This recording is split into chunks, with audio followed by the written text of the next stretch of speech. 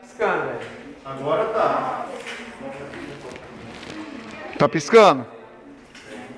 Aqui tá. Tá saindo aí? Vamos fazer assim, todo mundo vai pro YouTube e a gente assiste de lá. É. Aqui? Não, essa aí é A gravada. Aí, é a de baixo. Aí. Aí está saindo som. Tá atrás, tá com delay, mas... Não, é delay mesmo. E aí, tá me ouvindo? Tá valendo. Peraí, deixa eu ter. Vamos fazer assim, todo mundo vai pro YouTube e a gente assiste de lá. É. Aqui? Não, essa aí é A gravada. Aí, é a de baixo. Caralho, velho, eu sou lindo demais. Eu não vou dar aula, eu vou ficar me vendo aqui, peraí. Então, é sério, eu vou ficar aqui, só aqui, ó.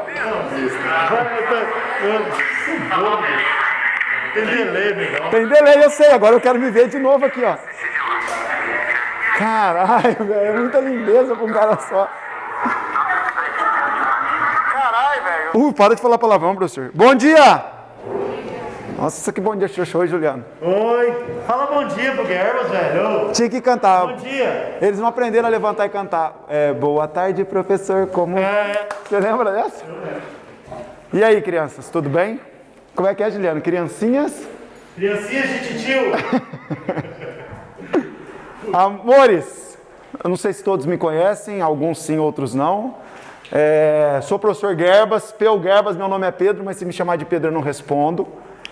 Este ano eu vou estar aqui no Maestria, cursos, terceiro ano parece que não tem mais vaga, segundo ano, cursos paralelos, né? Vim aqui para estrear no Maestria, estou muito feliz de estar aqui, muito feliz de estar com vocês.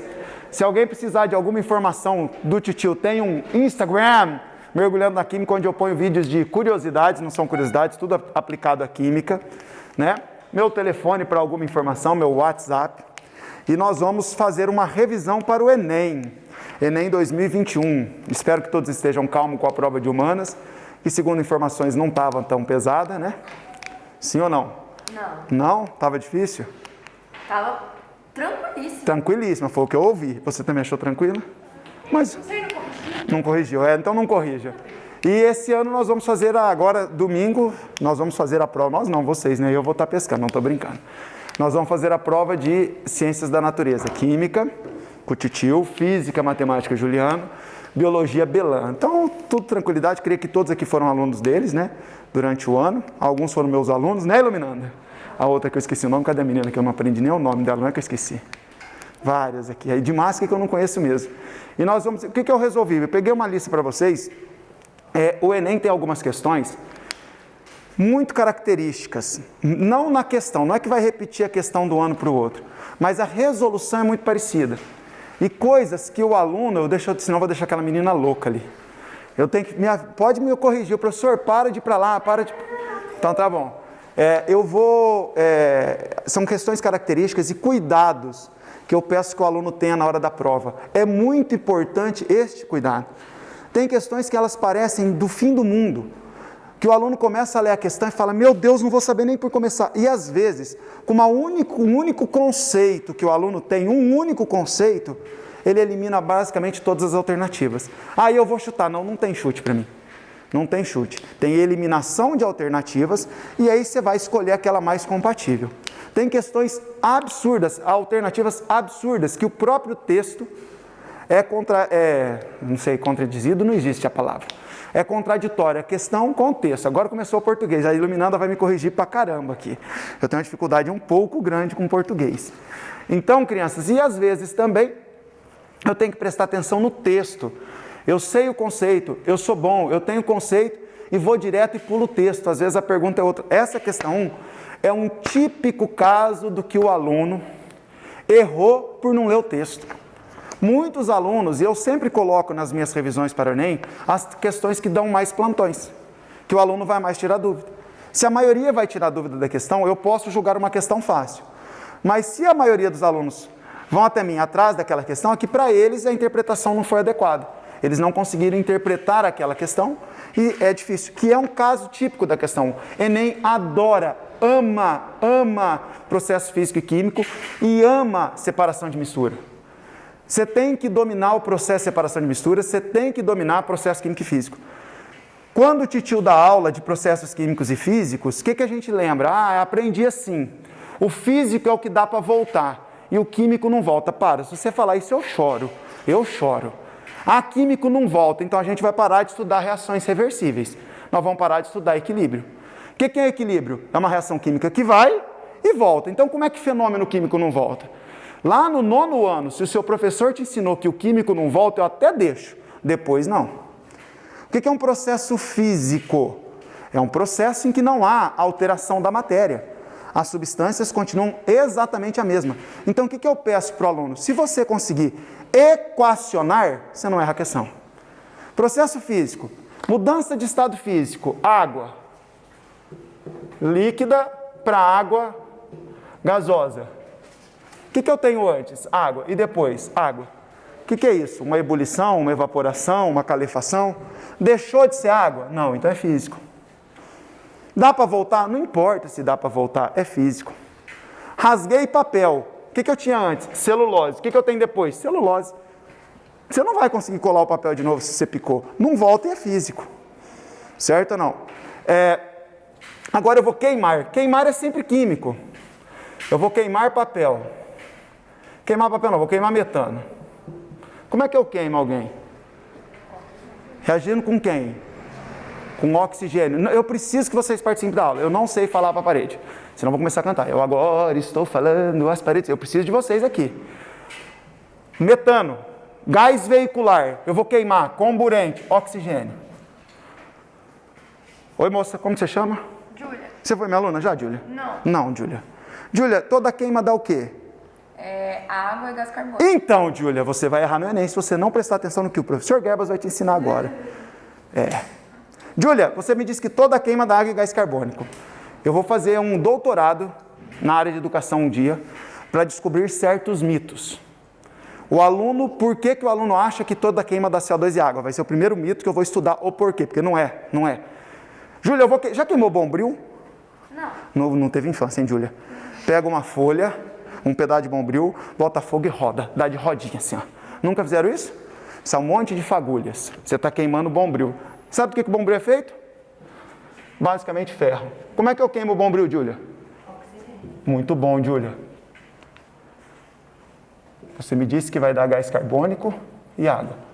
Júlia, quem que deve estar rodando no túmulo agora? Dando volta no túmulo? Um cara chamado Lavoisier. Nada se perde, nada se cria, tudo se transforma.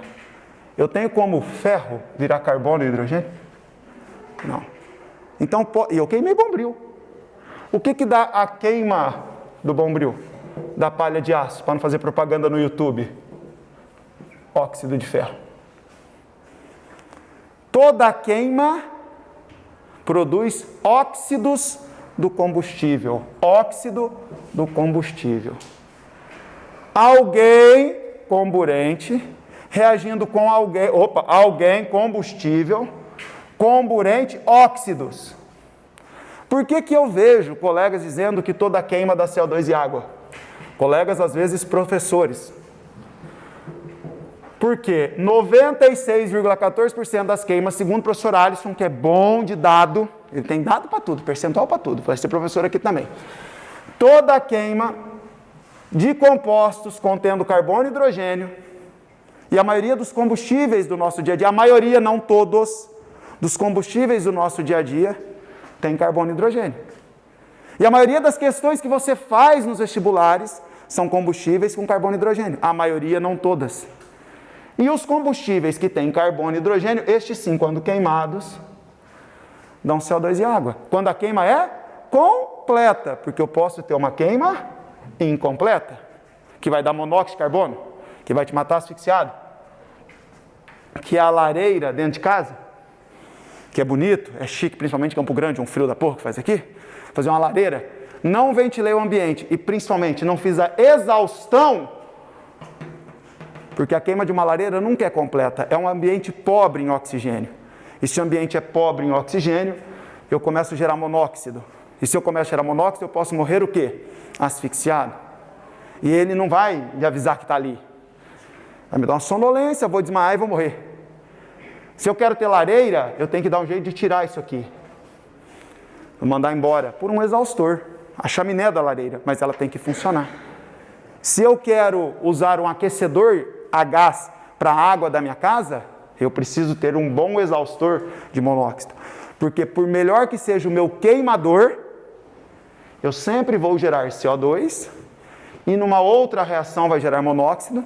E se minha queima estiver muito pobre em oxigênio, eu vou gerar fuligem, negro de fumo, o pozinho preto que fica na panela do fogão a lenha. Quando eu vou queimar lenha, eu tenho uma queima incompleta. Um fogão a lenha é um péssimo queimador, porque ele é mal alimentado com oxigênio. A superfície de contato, a lenha está em tronco, é baixa, então é difícil que ocorra a queima completa. E aí eu começo a produzir o quê? Fuligem. Na prática, qualquer queima vai produzir os três, com menor teor de carbono, e quando eu tenho maior quantidade de oxigênio, maior teor de CO2. Isso queima de compostos contendo carbono. Mas qual é o melhor combustível que nós temos? Me diga qual é o melhor combustível que nós temos. Melhor combustível que tem na face da Terra. Vai cair no Enem, domingo. O quê? Qual é o melhor combustível do ponto de vista energético que nós temos? Hidrogênio. Hidrogênio. Que vai ser queimado. E vai dar o quê? CO2 e água? Vai dar óxidos do combustível. Óxido do combustível. Qual é o único óxido do elemento hidrogênio que eu tenho? Água. Professor, mas tem 2O aqui. Eu não sei se eu posso falar aqui, mas já foi. Foda-se. O seu professor é assim. O número de elementos aqui não vai dar o produto. Isso aqui a gente vai balancear. E o balanceamento é feito depois da reação escrita e não antes. Não é porque aqui tem 2 oxigênios que aqui tem que ter 2, gente. Quantos oxigênios eu tenho do outro lado? Não sei. Quem me conta é o meu conhecimento em saber qual é o produto que eu vou pôr ali. Certo, moça? Está assustado com o professor? Não. Está tranquilo? Eu sou meio louco. Meio é... Nossa, caneta verde. Deixa eu pôr para cá, para não correr nem o risco. Muito bem. Certo, crianças? Entendendo, titio? Então vamos voltar para a nossa questão, senão nós vamos embora 3h30 da tarde e não 11h30, né? Porque se na primeira já foi meia hora que eu estou aqui. Isso aqui é um fenômeno químico, houve mudança na matéria. Mudança, é lógico que os elementos continuam os mesmos. É lógico, nada se perde, nada se cria, tudo se transforma, Lavoisier já disse. Não tem como a queima da CO2 e água sempre, porque o combustível nem sempre tem carbono e hidrogênio. Então, professor, defina a combustão aí para mim. Combustão é uma reação exotérmica. O que é ser exotérmica? Libera calor. Onde alguém, que eu chamo de combustível, reage com quem? Comburente. É o único comburente que tem O2 para você? Não é na prática, mas você não vai fazer as outras combustões. Produzindo óxidos. Acabou, isso é combustão. Quando eu sou seu professor e faço essa pergunta, Júlia, você se poupou de um banho. Porque quando eu dou essa aula e vou no meio do ano e pergunto, o que dá uma combustão? Quando o aluno fala que dá CO2 e água, eu taco uma garrafada de água nele. É penalidade. Não pode, o professor fica nervoso. Né, moça? Tudo bem? Muito bem. O que mais? Sei lá o que mais. Então vamos às questões. Em uma usina sucroalcooleira. O que é uma usina sucroalcooleira? Açúcar e álcool. Sucro, açúcar. Alcooleira, açúcar e álcool. Um grupo de alunos pôde observar a série de processos de beneficiamento de cana-de-açúcar, entre os quais se destaca FUVEST. Acabou de perguntar como é que o açúcar era feito. Vocês fizeram FUVEST? Né? E ela pedia para julgar. Cara, aquele poema lá me deixou bugado, velho. Eu falei, velho, não vou dar conta daquele poema, não. Eu estou indo mergulhar no barco, balançando e eu lendo o poema. Resolvendo a prova de cabeça sem um negócio para anotar. Eu falo, caralho, velho, que poema maluco. Eu li o poema e não entendia nada do poema. Eu falei, caramba. Aí o poema não servia nada para a questão de química, nada. Para química, servia, óbvio, para a questão do quê? Português. Mas para de química não precisava. Como é que o açúcar é feito? Evaporando a água, cristaliza o açúcar, certo? Então ele era, se não me engano, uma analogia, que eu não lembro que termo que ele usou lá. A cana chega cortada da lavoura por meio de caminhões e é despejada em mesas alimentadoras que a conduzem para as moendas. Moenda é quem moe a cana para tirar o caldo da cana. Antes de ser esmagada para a retirada do caldo açucarado, toda a cana transportada por esteiras e passadas por um eletroímã para retirar metais metálicos, elementos metálicos. Por quê? Pensa que uma moenda, ela está apertando a cana. Isso aqui é caro. E se eu botar um parafuso aqui no meio?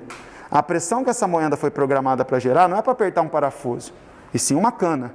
Se houver um parafuso, uma porca, uma enxada que ficou lá na lavoura que o caminhão trouxe, o que vai acontecer com a moenda? Vai estragar. Por isso que passa por um eletroímã para atrair. Eletroímã é um ímã muito potente, que atrai basicamente qualquer metal que não seja um metal que seja repelido por ímã, que é diamagnético, né? Então, eu vou atrair desde alumínio, que é pouco atraído por ímã, até ferro, que é facilmente atraído por um ímã, certo? Para evitar que estrague a moenda. Muito bem. Após se esmagar a cana, o bagaço segue para as caldeiras, que geram vapor e energia para toda a usina. Após se esmagar a cana, eu pego o bagaço, que vai ser uma biomassa, um gerador de energia, através da sua queima numa usina termoelétrica. Mato Grosso do Sul é autossuficiente em energia elétrica. Vocês sabiam disso? Mas nós não temos quase nada. Temos pequenas hidrelétricas, mas nós temos grandes termoelétricas com a seguinte vantagem. Enquanto no Nordeste eles estão queimando carvão, nós aqui estamos queimando biomassa, material renovável. Nós estamos queimando bagaço de cana, nós temos muitas usinas sucroalcooleiras no estado, e nós estamos gerando metano a partir de fezes de porco em São Gabriel, que são chamados o quê? Biodigestores.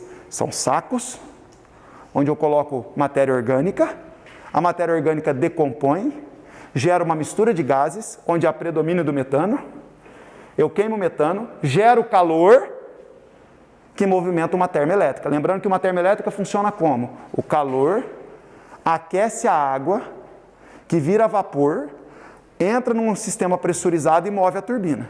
Não é o calor que move a turbina diretamente, o gerador elétrico.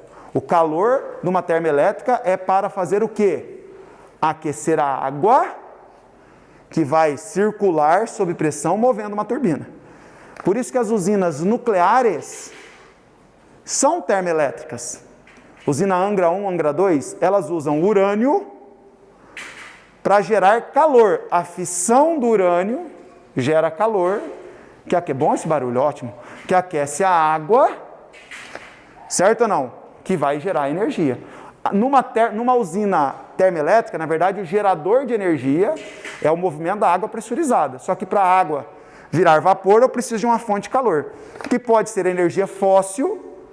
Lembrando que combustível fóssil é derivado do petróleo ou carvão mineral, xisto ou qualquer derivado do petróleo. Energia fóssil pode ser energia renovável, biodiesel, cana-de-açúcar, o bagaço da cana, gás de biodigestor, que é o biogás, se é energia renovável, que é melhor.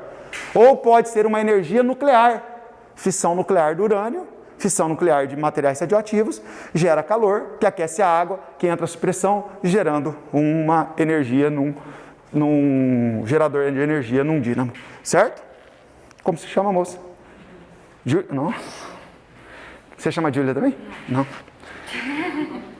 Então, será que atrapalha levantar essa cortina? Eu não tenho muitas boas lembranças com essas treliças. Toda vez que eu puxo, ela cai. Eu não tenho. Vamos deixar assim por enquanto. O caldo primário, resultante do esmagamento, é passado por filtros e sofre tratamento para transformar-se em açúcar refinado e etanol. Lembrando que é teoricamente uma resolução de lista, mas você está vendo que de lista eu não vou resolver nada, eu vou citar tudo. Como é que ele vira açúcar? Por evaporação. Você vai cristalizando. Você diminui a quantidade de água, a quantidade de açúcar dissolvido no caldo diminui. Se 1 litro consegue dissolver, sei lá, 180 gramas, 1.800 gramas, meio litro vai dissolver 900. Então, se eu começo a evaporar a água, o que começa a acontecer com a substância que estava dissolvida? O termo para isso é cristalizar. Ela volta para o estado sólido. Olha o nome, aprenda isso. Ela estava aquosa e... Qual é o nome desse fenômeno? Todo sólido é formado por retículo cristalino. Toda vez que eu estou dissolvido e venho para o estado sólido, do dissolvido em água, em álcool, e venho para o estado sólido, o nome desse fenômeno é cristalização. Certo, crianças? Ah, professor, eu acho que é precipitação. O cristal pode até precipitar. Pode. Ele pode ser mais denso e profundo, mas o termo correto é cristalização. Aquoso para o sólido. E se eu tivesse sólido e vou me dissolver? Qual o nome disso?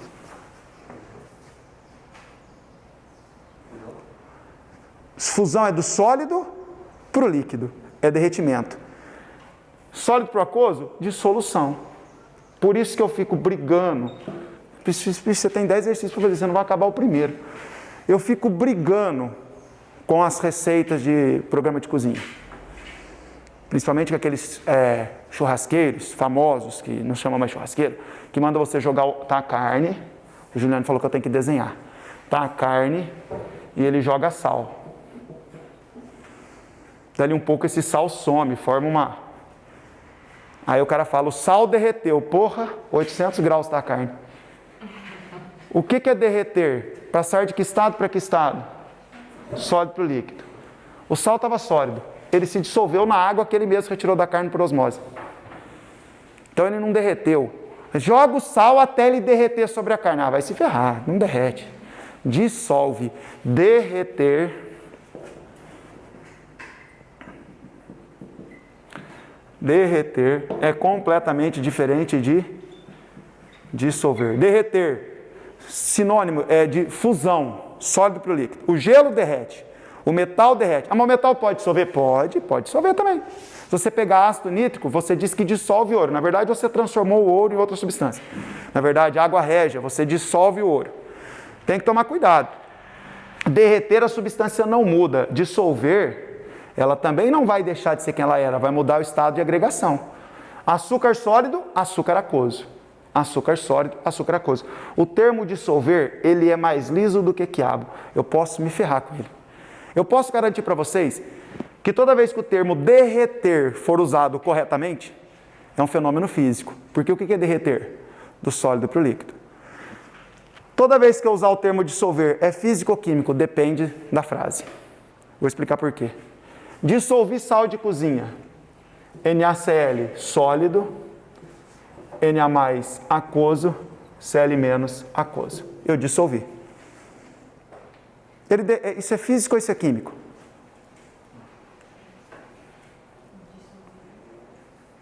Esquece o dissolver. O dissolver não vai dizer nada para mim, porque dissolver pode ser tanto químico quanto físico. Físico ou químico? Como é que eu sei? Tendo pré-conhecimento. Aqui não tem jeito. NaCl, esses íons já existiam aqui? Sim, porque isso aqui é uma substância iônica. Então os íons já existiam. Então não criei nada. Se eu não criei nada, o processo é o quê? Físico. Como é que eu sei que isso é iônico? Por macete, aí é macete, metal com a metal. Então simplesmente o que a água fez? O dissolver aqui foi um ato do quê? Separação. Separar é físico. Separar é físico. Criar é químico. Separar é físico. Se eu pego, quem que é esse cara aqui?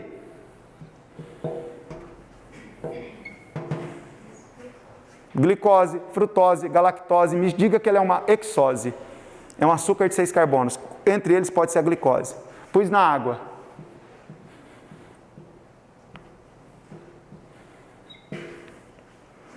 Não mudou nada.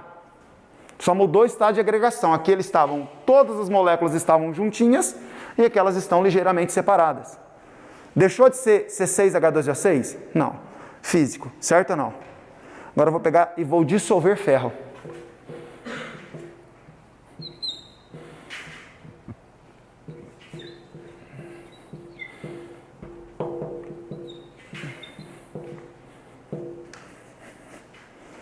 Se usa o termo. O ácido clorídrico dissolve ferro. É assim que se escreve nos livros. O ácido clorídrico dissolve metais. Está escrito no livro, porque você vê o metal sumindo. Você vê, ele desaparece. Ele não some, ele se transforma. Isso é físico ou é químico? Claramente, isso é físico ou químico? Químico. E qual que é o termo que se usa para essa equação? Dissolver. O dissolver é uma ideia de sumir. Não é, eu não concordo com isso. Para mim, dissolver aqui, esse aqui. Isso aqui já tem outro nome. Como é o nome disso aqui? Dissociar. O que é dissociar? O que é o termo? Esquece química. O que a palavra dissociar significa? Separar. Certo ou não? Separar. Dissociar é separar. Ah, eu quero, chega pro namorado, quer meter o pé na bunda dele, não está com coragem. Fala, vamos dissociar o nosso relacionamento? Ele vai sair feliz. Nossa, ela quer, né? Deixa ele pesquisar agora. Dissociar é o quê? Separar. Entendeu? Júlia. O dela é Júlia. Os dois são iguais. J-U-I? Não, G-U-L. Júlia. G-U-L-A. Não tem Y, não? Não. Não. São iguais. São Júlia. Muito bem. Tem alguém com nome assim bem estrambólico aqui? Adoro nomes estrambólicos. Com Y, 2 L's. Como que você chama? Hã? Ingrid. Com Y? O Y no início e o I no final. Ingrid, né? Mas ninguém vai ganhar da namorada do amigo meu se vocês conheçam ela. Não, tá ao vivo, não posso. Não posso, é o nome mais assim. Eu conheço a menina, eu vi a menina 1h30, já fosse uma menina, não pode dar na minha idade no YouTube, não pode, depois eu conto o nome dela. Mas é muito massa. Senhores, só mais uma para terminar, nas outras eu vou ter que ser um pouco mais rápido. Perguntei pro Belan se podia até 1h30, ele falou que pode, mas desse jeito até 3h30. HCl gasoso, pus na água, virou H mais aquoso, Cl menos aquoso. Vamos lá! Todos esses são ditos dissolver. Dissolvi o sal na água, dissolvi o açúcar na água, dissolvi o ácido, o ferro no ácido, dissolvi o ácido na água. Físico-químico. Químico. Ó que bosta. Mas igual esse, é igual, mas é diferente. Por isso que eu disse que nesses dois casos, só o seu pré-conhecimento é capaz de te dizer se é físico-químico. Isto é uma dissociação. O Enem já cobrou a diferença entre ionizar e dissociar. E aí cria confusão. Ah, iônico ioniza. Não. O iônico dissocia. O iônico dissocia. O iônico já tem o íon. Então ele só precisa separar. Separei-me em íons. Isto é uma molécula. Se ela é uma molécula, ela não tem o íon. A água criou o íon. Então isso aqui é uma o quê? Professor, como é que eu sei se quando aparecer íons será dissociação ou ionização? Sabendo quem gerou esses íons. Se uma substância molecular ou uma substância iônica. Iônico, dissocia. Molecular, ioniza. Iônico, no macete, é macete, metal com a metal. Molecular, a metal ou hidrogênio com a metal. Correto? Tranquilo, crianças? Isso aqui o Enem já cobrou. O caldo primário resultante de esmagamento passado por filtros e sofre tratamento se transformando em açúcar, que é por evaporação, e etanol, que é por fermentação. Como é que açúcar vira álcool? Fermentação. Certo? Com base nos destaques das observações dos alunos, quais operações físicas de materiais? Operações físicas de materiais. Foram realizadas nas etapas do beneficiamento da cana-de-açúcar. Primeiro, a cana chega cortada à lavoura. Se aqui tivesse corte, seria uma operação física, não tem nas opções. E passa por meio de caminhões que é despejada em mesas alimentadoras. Separação magnética ou imantação? Aí você fala, tanto faz. Não. Imantação é criar um metal, transformá-lo em ímã. Isso aqui é separação magnética. Apesar de alguns vestibulares incompetentes colocarem assim, um ímã atraiu limalha de ferro, que é pó de ferro. Nome do processo, eu já tive que marcar imantação, já tive que marcar magnetização. Se você perguntar para o Juliano o que é uma magnetização, é tornar um metal um ímã, certo? É magnetizá-lo. E não é isso que eu estou fazendo. Separação magnética. E aí é onde a maioria escorrega. Ao se esmagar a cana, o bagaço segue para as caldeiras e é queimado, que geram vapor e energia para toda a usina. Tem combustão nessa etapa? Tem. Aí o cara já quer marcar a letra B, certo ou não? Só que combustão é um fenômeno o quê? Combustão é um fenômeno o quê?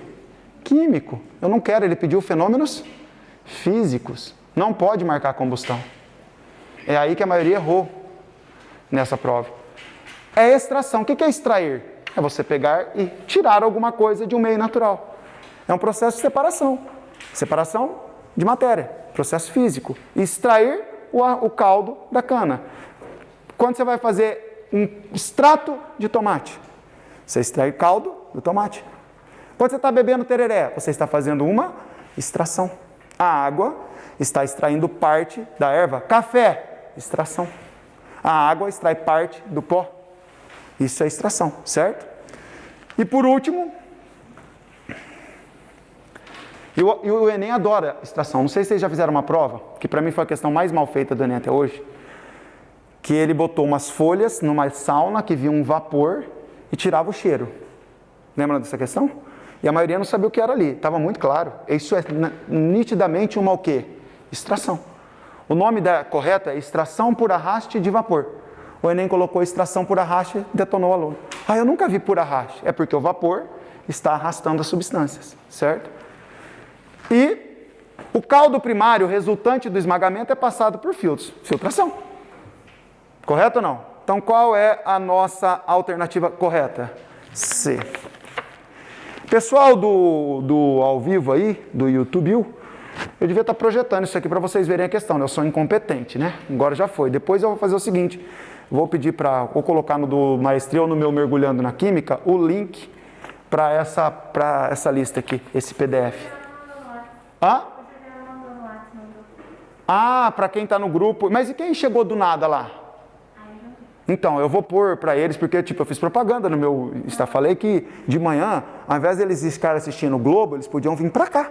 Que eu não era Ana Maria Braga, mas sou mais você. Que bosta. Meu Deus do céu, lixo pra caramba. Deixa eu tomar água aqui. Amores, questão 2. Industrialmente é possível separar os componentes do ar.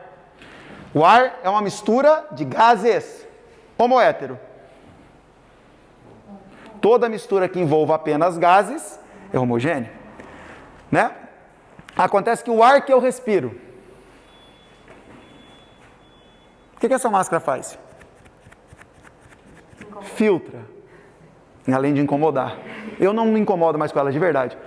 Se ela filtra, se é passível de filtração, é uma mistura o quê? Heterogênea. Então, na verdade, o ar que eu respiro é hétero. Quando fala ar no vestibular, a gente imagina que só tem os gases.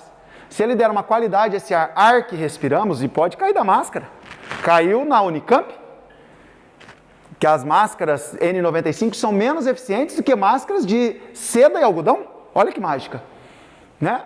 Uma camada dupla de tecidos é mais eficiente do que uma camada única da N95. Lógico que provavelmente vai ter maior esforço respiratório, porque ela deve bloquear um pouco mais, né?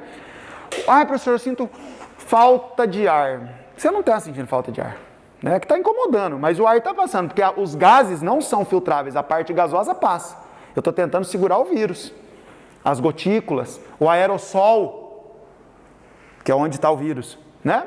Eu estou tentando impedir que isso adentre, e aí eu tenho uma filtração. Filtrar é físico, e eu só filtro se a mistura for heterogênea. O ar que respiramos é hétero, só que se fala ar é homo, correto?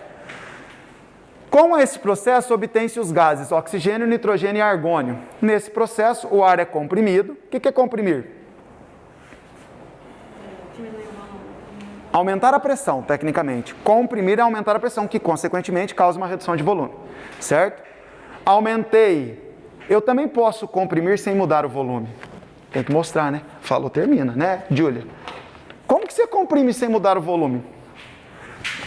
Não sei se vocês viram uma aula que eu e o Juliano gravamos. Senhores, qual é a fórmula que eu mais amo na vida?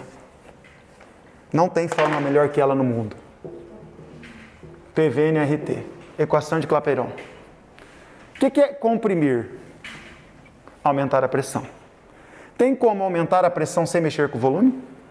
Tem, mexendo com a temperatura. Se aumentar a temperatura, aumenta a pressão.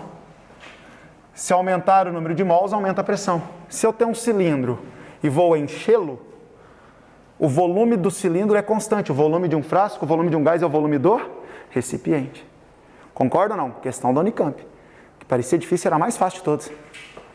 O volume é o volume do recipiente. Eu vou botando gás aqui, vai aumentando, a temperatura pode nem mudar. Vai aumentando o número de mols, cada vez mais gases, cada vez maior o quê? A pressão. Como é que eu sei se o meu cilindro de oxigênio que acabou no Amazonas não vai dar tempo de cair na prova do vestibular? Não, no Enem. Então não se preocupe, me explique lá do Amazonas, posso explicar, mas não vai cair no Enem. Não dá tempo. O lá é o meu cilindro, a pressão estava caindo. Chegava uma hora ele estava vazio. O volume de gás muda? Como é que eu sei se aquele cilindro estava cheio ou vazio? O que eu tenho que ter acoplado ao cilindro para saber se ele está cheio ou vazio? Um medidor de pressão chamado manômetro. É pela pressão que eu sei. O que faz ele estar cheio ou vazio? Quanto mais mols aqui dentro, mais cheio. Concorda ou não? Como é que eu sei se tem muitos mols ou poucos mols? Quanto mais mols, o volume é constante, a temperatura é constante, o R é uma constante. Quanto mais mols, maior o que dentro do frasco? A pressão. Então, como é que eu sei se um frasco de qualquer gás está cheio ou vazio? Se eu preciso ter certeza se ele está cheio ou vazio do seu desodorante, você balança. É pela massa. Quanto maior o número de mols, maior a massa, você sabe se está acabando ou não. Mas assim você não tem certeza, né? Você dá uma espirradinha. Agora, eu preciso ter certeza se está acabando o meu gás. Então, eu preciso do quê? Analisar o número de mols. Eu não tenho um medidor de mols lá dentro, só que eu sei que ele é proporcional ao quê? À pressão. É assim que você sabe se o seu pneu está cheio ou não. Você calibra, você mede a pressão. Como é que você aumenta a pressão do seu pneu? Injetando ar. Aumentando o que dentro do pneu? O número de mols. Certo? Muito bem. Calibra por quê? O que é calibrar? Medir as libras, porque a unidade de pressão de um pneu que está na porta do seu carro é em libras. Não, professor, lá não está em libras. Está em PSI, Pound Square Inch, libra por polegada quadrada. Libra por polegada quadrada. Pressão é força sobre área. Pound é força. Inch quadrados, polegadas quadrados é área. Isso é pressão. Então a pressão do seu pneu é em PSI, que no português a gente chama de libra. O correto era chamado de libra por polegada quadrada. Porque você sabe que a unidade que você conhece de pressão mais comum, não pressão de um gás, da física, é newton por metro quadrado. Força sobre área. Força sobre área. Certo? Tranquilo? Tá. A ordem de separação dos gases da coluna, então ele vai lá. Peraí, nesse processo o ar é comprimido e se liquefaz. Em seguida ele é expandido. E volta ao estado gasoso. Eu vou reduzindo a pressão. Só que seus componentes se separam um a um. Então, uma destilação fracionada. Ele pegou um líquido e deixou que eles fossem virando gás um a um. Ou pela redução da pressão ou pelo aumento da temperatura. Quando eu separo uma mistura de líquidos, dois ou mais líquidos. Como que se separa dois ou mais líquidos homogêneos? Sempre fracionada? Não. Simplesmente a destilação fracionada ela só é mais eficiente. Eu consigo fazer uma destilação simples de dois líquidos? Consigo. Desde que o ponto de ebulição seja distante. Mentira. Mesmo com ponto de ebulição distante, ela não vai ser eficiente. Eu vou pegar água e álcool, ponto de ebulição distante. Vou destilar, mesmo antes de formar a mistura azeotrópica. Vai sair álcool com água. Eu pego os caldos de cana e quero fazer a pinga. Na primeira destilação. Lá é simples. Dois líquidos e é simples. Porque a pinga não é álcool puro. Ele não quer álcool puro. Ele quer álcool com água. Pinga é álcool mais água e outras substâncias. Então ele destila de modo simples. Sai só álcool? Não. Sai álcool com água. 40% de álcool, mais ou menos. Destila de novo. Essa pinga vai chegar a 60% de álcool. Cada vez que eu destilar de novo, vai aumentando o teor do quê? De álcool. Por que não é eficiente? Por que quando eu destilo dois líquidos, de modo simples, não é eficiente mesmo que o ponto de ebulição seja distante? Eu tenho a mistura de líquidos. Eu vou aquecer. Eu tenho o condensador. Aqui vai sair o líquido que eu quero, puro. Não vai sair puro nunca, se for destilação simples. Mesmo que o ponto de ebulição seja o quê? Afastado. Por quê? Eu tenho aqui o líquido A, que ebulha a 100, e o líquido B, que ebulha a 30. Eu quero o B, óbvio que eu quero o B. Que ele vai ebulir primeiro. Por que ele vai ebulir primeiro? Porque ele é mais volátil. Você vai manter esse frasco a que temperatura? Que temperatura que você acha que você vai manter esse frasco aqui? Para mandar o B para lá? 100? Se eu levar esse frasco a 100, quem ebule? O B, o A ou ambos? Aí eu não vou estar separando. Então eu vou tentar manter esse frasco aqui temperatura 30. Vocês concordam comigo? Quem vai ebulir? O B. E o A vai ficar parado? Não, o A vai evaporar. A água a 30 graus evapora? Evapora. Muito, pouco, mas vai evaporar, por isso que não é eficiente. Vai mandar B puro, o caramba, vai mandar B com um pouco de quem? De A. Muito de A ou menos A? Menos A, vou estar separando em parte, só que não é eficiente. Quero que isso aqui se torne eficiente. Boto uma coluna de fracionamento com obstáculos. Mantenha 30 graus. Esse cara vapor a 30 graus. 30 graus. O A é vapor. É vapor. 30 graus ele é vapor. Ele passa. Uhul, eu sou vapor, eu posso passar. Os pertinho do B. O A não, o B, né? A 30 graus. O B, safadinho. Que eram moléculas que estavam apenas escapando. Porque para elas serem vapores, elas tinham que estar aqui temperatura? 100. A coluna está em quanto? 30. O B veio de alegre. Ah, vou dar uma passeada. Ele evaporou, ele não ebuliu. O B não, professor, o burro. O A, 100 graus. Ele evaporou. Para ele ebulir precisava de 100 graus. A minha está em quanto aqui, gente? 30. O A ebule ou A evapora? Muito ou pouco? Virou vapor, encontrou obstáculos. Por que tua máscara embaça? Tua máscara não, teu óculos embaça com a máscara. Dela já embaçou, o teu já embaçou. Um monte de gente já embaçou hoje. As moléculas de vapor que você emite, vapor, encontram um obstáculo. Se reagrupam, refazem as pontes de hidrogênio e voltam para que estado? Líquido. Depois de um tempo elas se escapam de novo e a sua máscara desembaça. Não, certo ou não? Então eu precisei pôr obstáculos aqui, para essas espertinhas que deveriam estar em que estado? Líquido. Que resolveram escapar. No momento que elas encontrarem esses obstáculos, elas irão perder energia, se reencontrarem e voltar para que estado? Líquido e ficar preso no balão. Isso que é uma destilação o quê? Fracionada. Que é usada no petróleo e é usada para separar os componentes do ar liquefeito. Ar liquefeito, mistura de líquidos. Quem sai primeiro? O menos volátil ou o mais volátil? O mais volátil, que é o que o Enem quer. O Enem adora não perguntar como separou, mas por que deu para separar. Não é a única. Podia pôr 10 aqui. Ele quer separar, quer saber por que dá para decantar. O que permite a decantação? Diferença no quê? Densidade. O que permite eu filtrar? Diferença no tamanho da partícula. O que permite eu destilar fracionadamente? Diferença nas temperaturas de ebulição. Diferença na volatilidade. E por que a minha temperatura de ebulição é diferente da sua?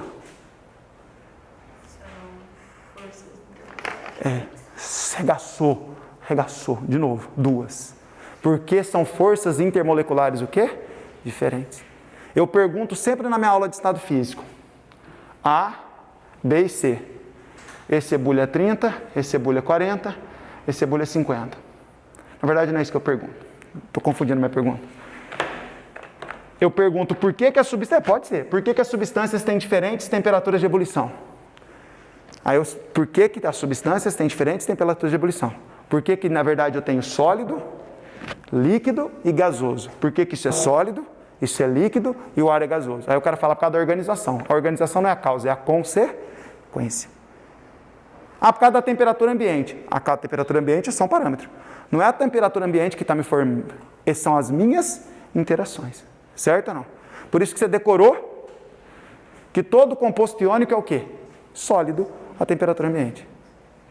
Por que todo composto iônico é sólido à temperatura ambiente? Porque a ligação iônica é algo muito forte, que mantém eles fortemente atraídos. Entendeu? Júlia 2. Júlia. E você chama? Já foi meu aluno? Nunca? Quem foi meu aluno? Tira a massa, só um pouquinho. Oi! Gente de Deus, como muda! Você foi, você deu para reconhecer pelos cachos. Cadê cachos? Você foi? Você foi? Não. Muito bem. Você também não foi? Certeza? Acho que está confundindo. Então, olha lá. A ordem de separação dos gases na coluna de fracionamento está baseada em qual propriedade da matéria? Na densidade? Densidade seria por decantação, centrifugação.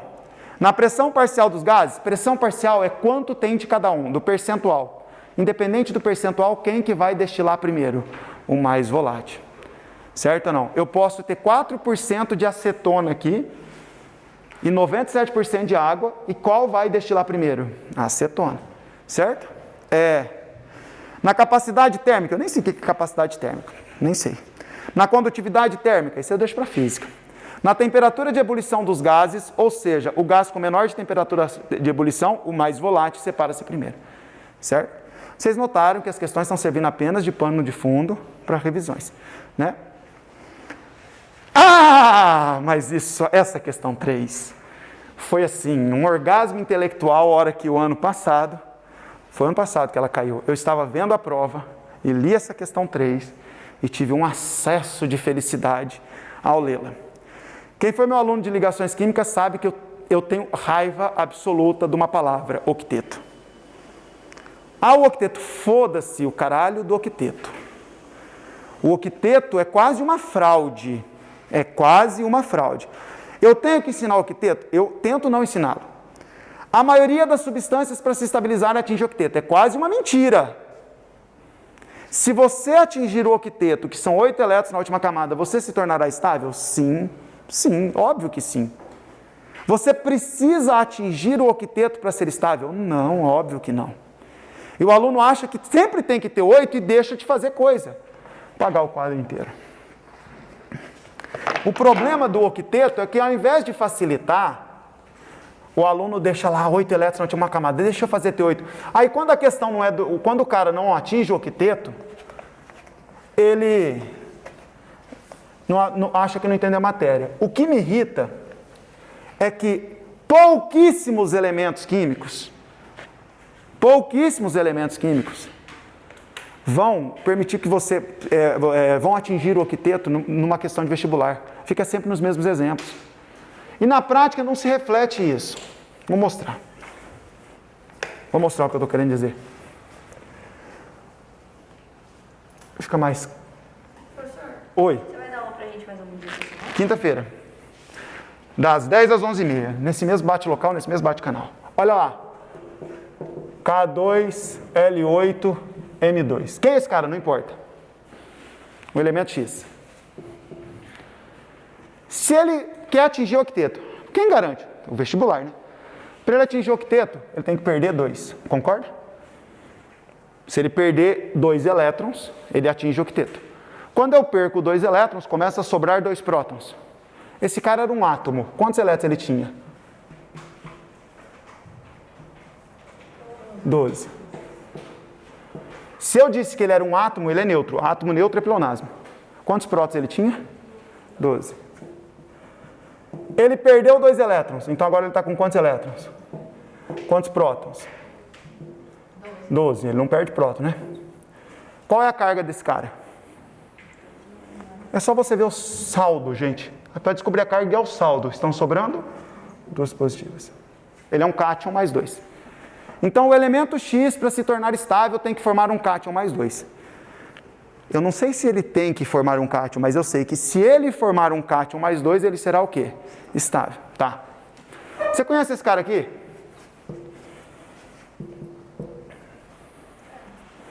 Nas ligações iônicas, ele vira um íon. Quantos elétrons ele doa para virar íon? Ou, então, o octeto já foi pro brejo. Concorda comigo? Vou pegar o ferro. Como é que a Júlia soube que era 2 ou 3? Porque a Júlia, não minta, ela decorou. Não dá para deduzir. Não tem como deduzir. O octeto vai se aplicar às famílias 1A, alguns da 2A, 5A, 6A e 7A. E alguns da 5A também não seguem octeto. Para que então ficar batendo octeto? Para quê? Se ele é pouco aplicável. Porque como é que você vai prever essa carga? Não vai, decora. Teu professor de química te passou uma tabela de cátions para ser decorados. Porque você não consegue prever a valência de quando ele é estável. E ele pode ter mais de uma valência. O ferro neutro. 2, 8, 14 e 2. Esse é o neutro. 2, 8, 14 e 2. Quantos elétrons ele tem na última camada? 2. Então ele quer doar 2. Doou 2. Esse cara agora é o ferro mais 2, você concorda ou não? Concorda ou não? Ele perde sempre da camada mais externa. Esse é o ferro mais 2. Quantos elétrons ele tem na última camada? O ferro 2, que você sabe que é estável, que você sabe que o íon existe, você decorou, ele chama ferroso, tem quantos elétrons na última camada? 14. E o octeto? Foda-se. Ah, mas tá errado. Não tá. Você decorou que ele existe. Por que eu brigo com o octeto? Porque você só vai conseguir fazer aqueles exercícios bobos de primeiro ano. Que dá 1A, 2A, dá 6A e 7A. Fica nesse lenga-lenga. Não muda nada a minha vida. Concorda ou não? Agora, com 14 ele é estável? Como é que eu sei se ele é estável? Não sabe. Não vai conseguir prever. O que você não precisa é se preocupar com o octeto. Você não precisa ficar tremendo de medo do octeto. Se eu chegar e fizer isso aqui, BCl3, e te perguntar quantos elétrons tem o boro na última camada, não acho que está errando. O boro é da família 3A. A molécula é assim. Então ele fez ligações covalentes. Ele tinha 3 elétrons, ele é da 3A. Quantos elétrons ele compartilhou? 3. Quantos elétrons tem o boro nesse momento? 6. Ele é estável. Porra, a molécula existe, então ele é estável. Ah, mas ele podia ter 8. Podia. Mas tem 6. O BCl3, o átomo central tem 6. O ideal é 8. O ideal, mas não é regra. Cabe 2? Ele aceita mais 2? Ele está com 6. Ele aceita mais 2? Por isso que ele é um ácido de Lewis. O que é um ácido de Lewis? Uma espécie capaz de aceitar par de elétrons. O aluno tem uma dificuldade absurda de saber quando o cara é um ácido de Lewis, porque o aluno quer ver por outro meio. É assim que vê. O mais famoso ácido de Lewis da vida. Você tem que saber de cor. LCl3. Agora, vamos lá. CH4. Carbono. Quantos elétrons na última camada? 4. Fez quantas ligações? 4. Atingiu quanto? 8. Está estável? Tá, lógico. Agora eu tenho certeza que está. Não vou nem estar com medo. É um ácido de Lewis? Cabe um par aqui ou ele já está no octeto? Então ele não é um ácido de Lewis. O senhor chama? Bruno. Entendeu, Bruno? Certo? Aí, o Enem perguntou. E eu zoei o Igor Zanella. Porque eu ficava me zoando o octeto e ele errou no Enem. Viu, Igor? Eu lembro que ele errou. Me contou. Quase bati nele. Aí ele fala uma história aqui, vai explicar muita coisa. Ele está falando do difluoreto de xenônio. Difluoreto de xenônio. Ah, eu não sei montar. Eu te bato. Como você vai montar? É a nomenclatura mais fácil. Se eu chegar para você e falar cloreto férreo, que você falar não sei montar, eu até aceito. Eu esqueci que o férreo é o ferro 3. Se eu falar para você óxido nitroso e você esqueceu quem é, tudo bem, é nome vulgar. Agora, difluoreto de xenônio, falar que não sabe montar, o tio fica triste. Tem que abrir, não tem que fazer porcaria nenhuma. O xenônio é da 8A, então ele nasce com 8 elétrons na última camada. Nasce com 8. 8. Você sabe que o flúor faz uma ligação. Sabe ou não sabe? Se ele tem 8. Vou abrir porque tem gente olhando, eu estou assustado. Xenônio, flúor, flúor. Pronto. O xenônio nasceu com 8. Quantas ligações ele fez? E covalentes. Então ele está compartilhando. Concorda? Ele tem 8. Compartilha 2, 10. Acabou. Entendeu, Júlia? Fácil demais. Júlia. Hexafluoreto de enxofre. Quantos elétrons tem um enxofre na camada de valência? Na camada de valência, na molécula. Enxofre nasce com 6, porque ele é da família. Quantas ligações ele está fazendo? 6. Sem medo. 6. Ele tem 6. Fez 6, atingiu 12. E o octeto? Não vou falar de novo, porque essa menina já se incomodou com foda-se. Como é que você chama a menina? Ana. Né? Odeio o octeto. De morte. De morte. Letra C. De Corinthians 0, Palmeiras 4. Cara, quase que eu não vim hoje, hein? Tava em prantos lá em casa.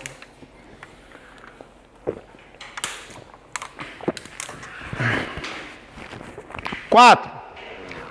Professor, o que cai no Enem? Cálculo estequiométrico. Você não tem dúvida. Todo ano caiu. O resto, para mim, é mentir. Eu sei o que vai cair, seu caralho. Não sei. Tendência de cair cálculo estequiométrico, eletroquímica, todo ano cai. Todo ano, eletroquímica nem todo ano. O resto, velho. Professor, faz eu não sei como é que chamam isso, eu esqueci, os meus alunos cobram muito lá. Professor, não dá para fazer, acho que raio-x, né? Não faço.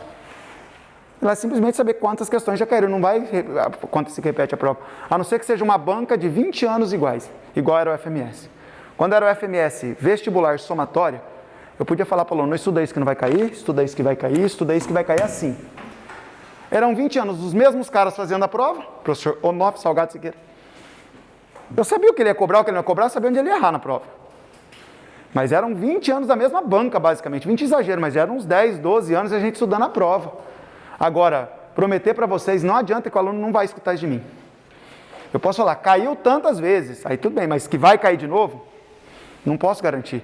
Nem cálculo estequiométrico, caiu todo ano. A tendência é que caia. E como cai cálculo estequiométrico? Raramente um cálculo estequiométrico simples.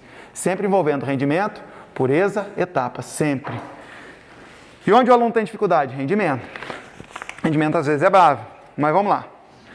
Primeiro vamos fazer a 4, que é de 5 também é de cálculo estequiométrico, a 6 também é cálculo estequiométrico, e a 7 já é soluções. As mobilizações, porque cálculo estequiométrico não tem história, tem que fazer para mostrar o método. As mobilizações para promover um planeta melhor para as futuras gerações são cada vez mais frequentes. A maior parte dos meios de transporte de massa é atualmente movida pela queima de combustível fóssil. A título de exemplificação do ônus causado por essa prática, me deu um medo a hora que eu vi o tema do Enem. Falei, será que meu aluno sabe o que é estigma? Não ria. Não ria, porque já teve gente que me perguntou o que era. Tá? Não ria, é muito comum. Teve aluno meu que não sabia o que era elo, coxo, e muita gente não sabe o que é coxo, está me olhando assustado. Coxo é onde o gado come, elo é a argolinha da corrente, cada argola da corrente é elo, mas palavras assim, adjetivos, eu falei que as minhas 3 maiores qualidades são a beleza, a inteligência e a modéstia. Lógico, é uma piada, né? É porque eu não sou modesto, beleza e inteligente eu sou. Aí, a menina veio e perguntou para mim, professor, o que é modéstia? Juro por Deus, do 2º ano. O que acontece? Basta saber que um carro produz em média 200 gramas de dióxido de carbono por quilômetro percorrido. Um dos principais constituintes da gasolina é o octano. Ele está perguntando, como a gente está com o tempo relativamente apertado, a equação que apresenta a reação química desse processo demonstra que ele quer a equação química de queima do metano. Nós já escrevemos, hoje só não balanceamos, e o que ele quer é um balanceamento. O que você entende como estequiometria? O que a estequiometria te entende? Um cálculo estequiométrico é um cálculo baseado em quê? Aí o cara fala numa reação. Nem sempre uma reação. Ele é baseado em uma proporção. Só para exemplificando. C8H18, a cada 8 carbonos, 18 hidrogênios. Isso já é estequiometria. Porque já é uma o quê? Proporção.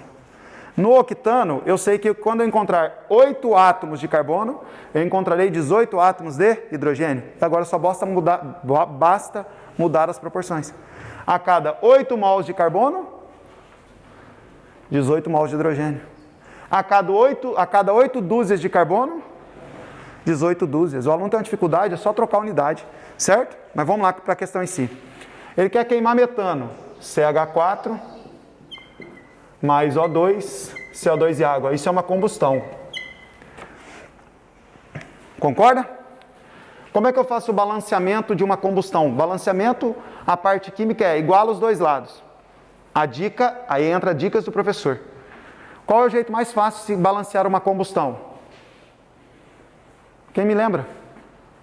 Pondo 1 no combustível. Se virar fração, depois a gente multiplica. 1 carbono, 1 carbono. 4 hidrogênios, 2 águas. É metano mesmo ou é o octano que ele quer? É o octano, por isso que está todo mundo olhando para mim com essa cara de louco.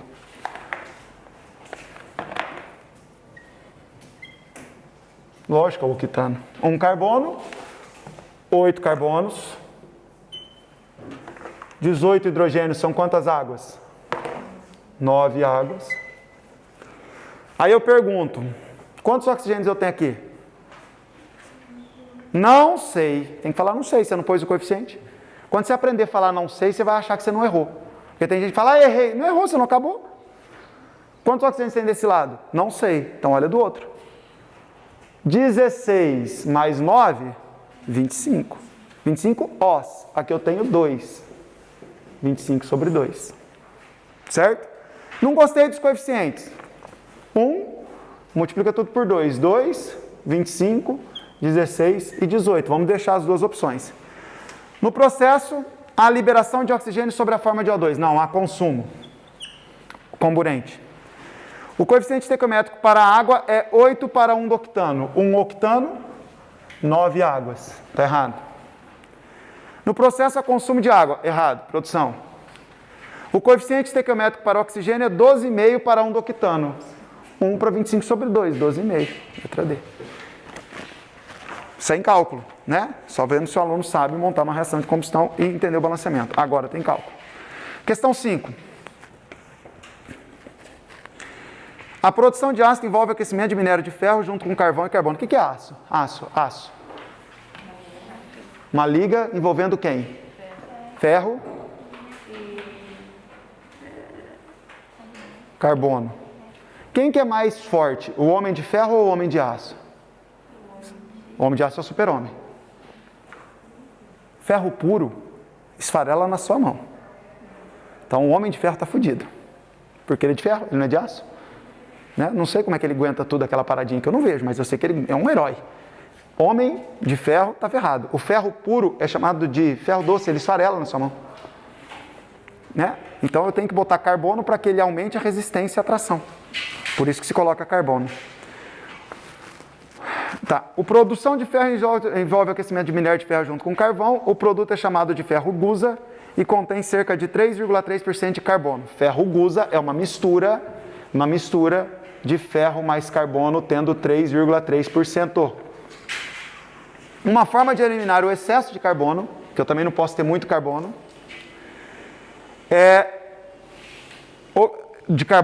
faltou uma palavra, é a oxidação, faltou um pedacinho da lista aqui. Uma forma de eliminar o excesso de carbono é a oxidação a partir do ferro gusa com gás oxigênio puro. Então ele vai pegar isso aqui, vai reagir com o oxigênio, parte do carbono vai virar o quê? Ele vai pegar a mistura, o carbono vai reagir com o oxigênio e o carbono vai virar o quê? CO2. Então, na verdade, o que vai estar acontecendo é uma reação do carbono com o oxigênio virando CO2. Então, parte do carbono que estava na mistura deixa de ser carbono, vira CO2 e vai embora. Então, você concorda que depois que essa reação acontecer, eu vou ter ferro mais carbono com menor teor de carbono? Que ele diz que é 0,3%. Então, ele pôs o oxigênio aqui, para ficar mais bem equacionado. O oxigênio reagiu com o carbono, o teor de carbono diminuiu, porque ele deixou de ser carbono e virou CO2 que foi embora. É isso que ele está fazendo, purificando. Ele está oxidando o minério. Oxidando o metal, melhor dizendo. Mas oxidando quem do metal? O carbono. Está escrito aqui. Uma forma de eliminar o excesso de carbono é a oxidação a partir do aquecimento de ferro gusa com gás oxigênio puro. Os dois principais produtos formados são aço doce, que é o ferro com 0,3% de carbono, e gás carbônico. Numa segunda reação. Você não pode equacionar numa coisa só, porque o que aconteceu foi só isso. A única equação química é essa. O ferro não reagiu, certo? As massas molares aproximadas dos elementos carbono e oxigênio são respectivamente. Considerando que um forno foi alimentado com 2,5 toneladas de ferro gusa, 2,5 toneladas da mistura, a massa de gás carbônico formada em quilos na produção de aço doce é... Bom, ele quer a massa de gás carbônico, então preste atenção. A pergunta dele é a massa de gás carbônico. Certo ou não? O gás carbônico produzido é relativo a 3%, 3,3% de carbono ou 0,3% de carbono? Eu sei que é 2,5 toneladas. Todas as 2,5 toneladas reagiram? Quem que reagiu dessas 2,5 toneladas? O carbono. Quanto de carbono? 3,3, 0,3 ou nenhuma dessas duas informações? Nenhuma das duas. A diferença, 3% dessa mistura que reagiu. Eu tinha 3,3, sobrou 0,3. Quanto que reagiu? 3%. Concorda comigo? Então, é uma questão de pureza. É como se daqui só quantos por cento reage? 3. Eu quero fazer a parte. Fica à vontade. 2,5%, 3% de 2,5%. Eu não vou fazer a parte, eu vou fazer de uma vez. Montei a reação, encontrei a proporção. Qual que é a proporção, Júlia? 1 mol para 1 mol. Certo ou não? 12 gramas para 44 gramas. Quanto que reagiu? 2,5 toneladas vezes, agora tem que tomar cuidado, 3%, 0,03. Por que eu gosto de fazer o cálculo junto? Que às vezes tem simplificações. Às vezes eu consigo simplificar, e aqui eu já vi uma simplificação. 12 com 0,03, querendo ou não, vai dar para simplificar. Vai dar 0,001 aqui e 4 em cima. Já é uma conta, 0,1 é só transformar isso em notação, acabou minha conta, não precisa fazer muita conta. Concorda comigo? Por isso que eu gosto. Você chama Biologia Mais? Keila. Keila, você fez uma cara de que não entendi. Entendeu agora? Jura? Tá. Agora, quanto que dá meu X? X é igual 25, eu sou louco, tá? Eu sou louco. Vou simplificar aqui. Que aqui, professor? Tá bom? Que dá 4. 0,01. Então, 25 vezes 10 a menos 3. Vocês entenderam por que 10 a menos 3? 10 a menos 1 vezes 10 a menos 2. Certo ou não? 10 a menos 3. Se eu errar na conta, me ajuda, que eu sou meio devagar aqui. 44 dividido por 4. 4 por 44, 11. 25 vezes 11, 275. Isso aqui, toneladas. Por que toneladas, professor? Porque isso aqui está em toneladas. Grama anulou grama, a minha resposta sobrou em o quê? Toneladas. Ele está perguntando quantos quilos. Multiplica por 1000. 275 quilos. É 10 ao cubo. É que minha letra está muito bonita. Por que eu estou multiplicando por 10 ao cubo? Então, mas tecnicamente o que eu fiz? Quilo por tonelada. Para cortar tonelada com tonelada para sobrar quilo. Até as conversões, se vocês aprenderem um negócio chamado análise dimensional, vocês não erram as conversões. O que eu tenho? 1000 quilos por tonelada. Por isso que some com tonelada. Porque eu usei uma unidade para sumir com tonelada. Eu sei que eu quero sumir com a tonelada por quilo. Então eu preciso de uma relação quilo por tonelada. 1000 quilos por tonelada. Cortou, sobrou quilo. Isso numa prova dissertativa é assim que se converte, tá? Prova dissertativa é assim que você faz. Simplesmente você não pode pôr 1000 lá e não falar mais nada. A não ser que você monte uma regra de 3. 1 quilo, 1000 quilos, 1 tonelada. X quilos, tantas toneladas. X toneladas, tantos quilos. Mas para que montar uma regra de 3? É só você usar as notações científicas. As notações científicas, desculpa, as unidades. Né? Que aí você não precisa escrever. Tem aluno que acha que tem que escrever na prova de química. Não, tem que escrever. Tem que botar unidades. Que letra D, né? A questão 6. Cara, foi Unicamp ou foi FUVEST? Unicamp, fantástico. Ela pôs uma questão que não seguia a proporção estequiométrica. Ela pôs uma questão de 2 substâncias. Quando eu dou 2 substâncias, né? Normalmente uma está em excesso, e ela perguntou qual estava em excesso. E a quantidade de produto era maior do que a esperada, maior.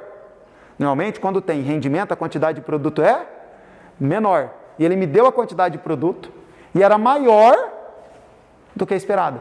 E a alternativa era, a reação não segue as proporções propostas. E era verdade. A primeira alternativa que eu descartei, na hora de fazer meio que de cabeça. Aí a hora que eu fui fazer o cálculo, ela realmente não seguia as proporções. Então era assim, o aluno tinha que ver que aqueles dados eram incompatíveis com a estequiometria. O Unicamp é foda, né? O Unicamp é do caralho. Amores, como é que se calcula? Ele está mandando calcular o rendimento aí. Isso complicou muito o aluno. Cague pro Enem. Seu professor de química, não sei quem foi ele. Quem foi seu professor de química? Rui. O Rui ensinou, porque o Rui ele foi meu aluno, sabia, né? Então, eu te garanto que ele te ensinou a calcular rendimento assim. Não tampei, o Juliano vai me dar um esporro, já perdi a tampa. Vou pegar outra aqui, depois eu acho a tampa. Você vai fazer um brigadeiro. Lá está escrevendo assim na minha receita. 1 lata de leite condensado, 1 colher de manteiga, 3 colheres de Nescau. 1 para 1 para 3. Isso rende 40 bolinhas. Isso é a receita. Quantas bolinhas vão render? 40. Isso é o que a receita prevê.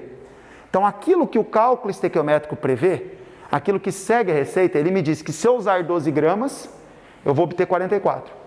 Isso só será verdadeiro se o rendimento for de quanto?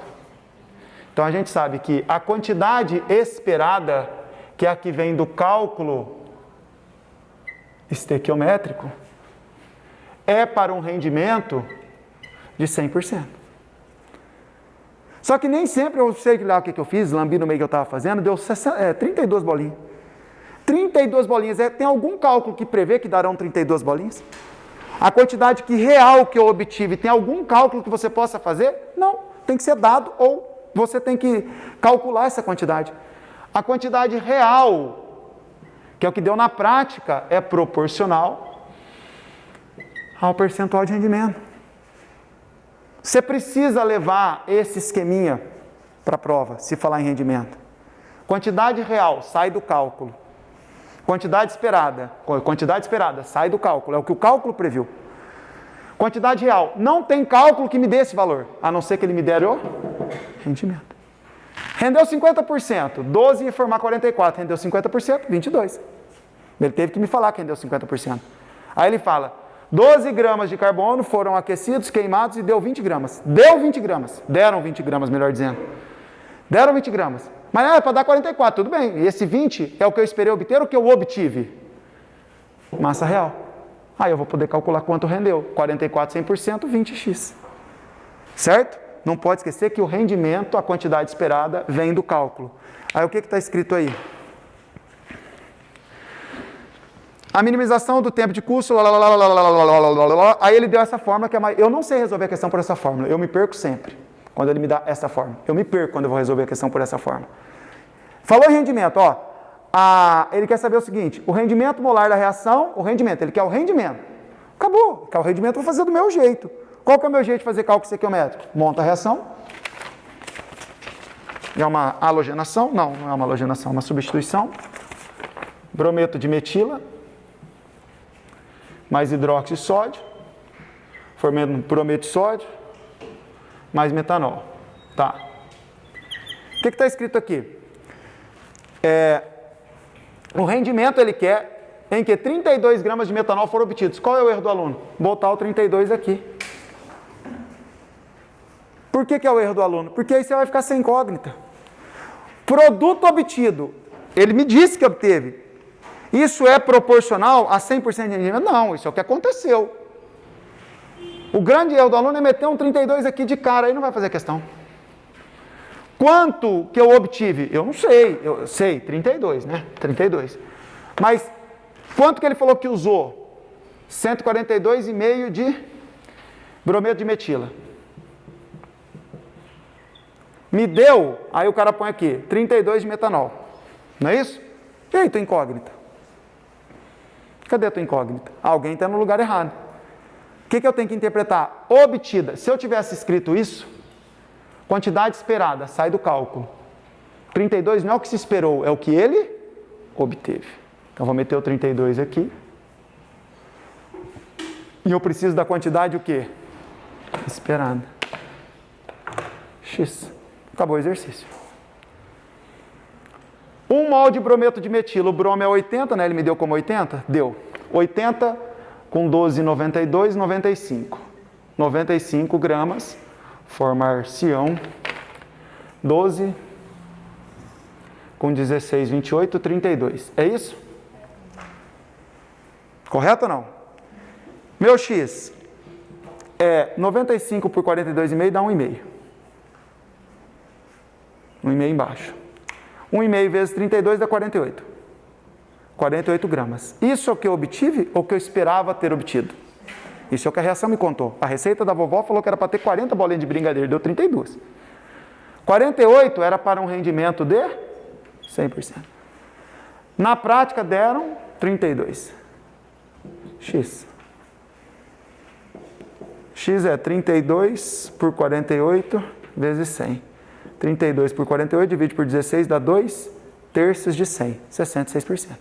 66,666, que é a mesma coisa aqui, 67, com duas casas.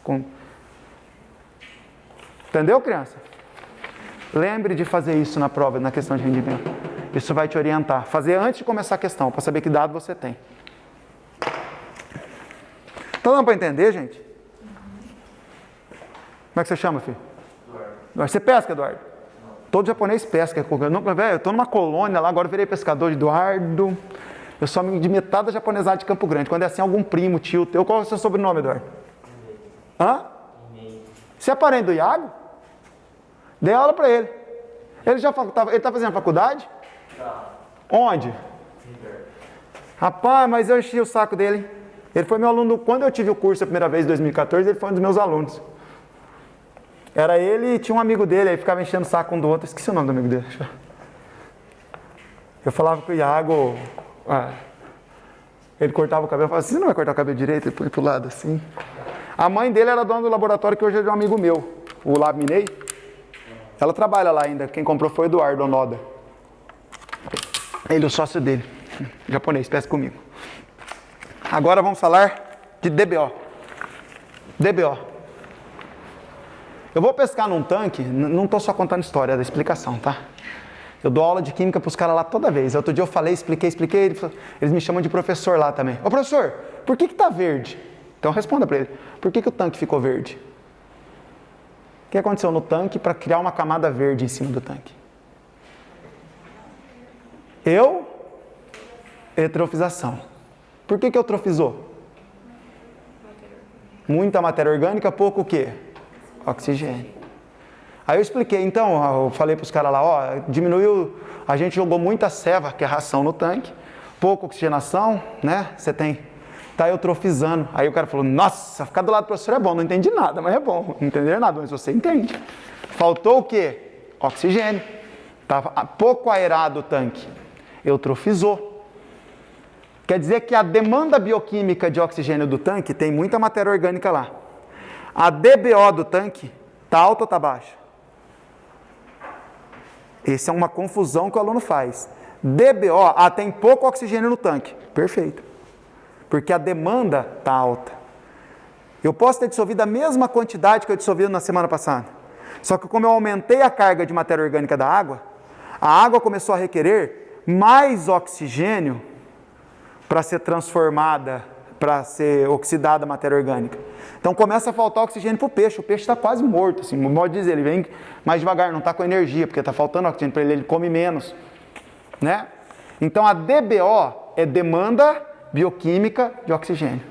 É a quantidade, está escrito no texto, é a quantidade de oxigênio necessária para oxidar a matéria orgânica, quantidade necessária de oxigênio em miligramas, está escrito no texto, para oxidar a matéria orgânica presente em 1 litro de água. Quanto mais matéria orgânica tiver nesse 1 litro de água, menos oxigênio eu preciso ou mais oxigênio eu preciso? Mais, então maior a DBO. Então se você fala que uma água está com alta DBO, é que ela está pouco poluída ou muito poluída? Muita matéria orgânica na água. E o esgoto é basicamente fonte do que para a água? Matéria orgânica. Quanto mais esgoto eu despejo no rio, eu aumento o que daquela água? Eu aumento a DBO. Vai começar a faltar oxigênio para o peixe. O rio vai se tornar menos piscoso. Menos piscoso, menor quantidade de peixe, certo ou não? Porque cada vez mais o oxigênio que serviria para o peixe, os micro-organismos estão usando para conseguir fazer o quê? Aumentar a matéria orgânica. Tentar oxidar. E se eu não consigo oxidar aquela matéria orgânica, começa a gerar uma proliferação do quê? De algas. Na superfície, que impede a luz de chegar, que vai impedir a luz de chegar nos micro-organismos lá embaixo, que fariam o que para mim? Fotossíntese. Produzindo o que para mim? Oxigênio. Aí fode tudo. É um ciclo. Posso matar o lago. Certo? Então vejamos. Ele explicou que é DBO, falou que a baixa solubilidade, 9 mg por litro, parará. Aí ele falou que 10 mg de açúcar são dissolvidos em 1 litro de água. Enquanto a DBO aumenta, bom, eu preciso descobrir quanto de oxigênio eu vou precisar para oxidar. Ele não perguntou qual é a DBO da água, enquanto ela vai aumentar. que é o DBO? Quantidade de oxigênio necessária para oxidar. Como é que eu oxido? O açúcar é CH2O, oxigênio. Júlia, toda combustão dá o quê? Um óxido do combustível. O óxido do combustível. Meu combustível tem carbono, vai dar o quê, Júlia? CO2 e água. Água. Aí o cara quer falar óxido de oxigênio. Não dá, né, Júlia? Não dá. Ô, Júlia, e se eu queimar mercaptana? Você sabe o que é mercaptana, Júlia? Acho que sim. Acho que sim. Mercaptana são os aditivos presentes no gás de cozinha e também tem no nosso pum para evitar mostrar que está vazando. É um troço fedido. Mercaptana é uma função orgânica, tioálcool. Enxofre ligado ao oxigênio. Se aqui fosse um OH, você diria que isso é um quê? Um álcool. Como troquei o O por S, um tioálcool. Nome comum, mercaptana. Fórmula molecular dessa mercaptana, C4H10S. Vou queimar a mercaptana que está no botão de gás. O que vai dar a queima dessa? CO2. Água, porque tem hidrogênio da água. E pode dar SO2 ou SO3. Certo? E isso acontece todo dia na sua casa quando você liga o fogão. Desde que seja fogão a gás, né? Porque tem gente que tem fogão de indução, ou tem fogão elétrico. Chique pra caramba. Tranquilo, crianças? Mas nós estamos nessa. Só para lembrar da combustão. Posso apagar aqui? Aqui, amores. 1 mol. Tem que balancear, né, professor? 1 carbono. 1 carbono. 2 hidrogênios. 1 água. 1 O com 2 Os, 3 Os. 2 Os com O, 3 Os. Então ela já está balanceada. 1 mol de matéria orgânica requer 1 mol de oxigênio. Quanto que ele colocou no tanque? 10 miligramas de açúcar. 1 litro d'água. Ele poderia ter feito essa questão um pouco mais difícil. 10 miligramas foram dissolvidos em 5 litros d'água. Aí, na verdade, por litro você teria apenas o quê? 2 miligramas, porque a DBO é por litro. Ele já deixou tudo fácil para o aluno. Era só para o aluno interpretar. Qual a massa de oxigênio que vai ser necessária? 1 mol de CH2O, 30 gramas. 1 mol de O2, 32 gramas. Posso fazer o cálculo aqui? Minha resposta vai sair em o quê? Miligrama. E se aqui fosse... Presta atenção, presta atenção, presta atenção. Posso fazer o cálculo aqui? Não. Ah, mas você porta grama que vai sobrar em mililitro. Eu não teria tanta coragem, certo? Daria também, mas não é interessante. Cadê? X 32 por 3. Algo em torno de 10,7. Era mais para lembrar o que era...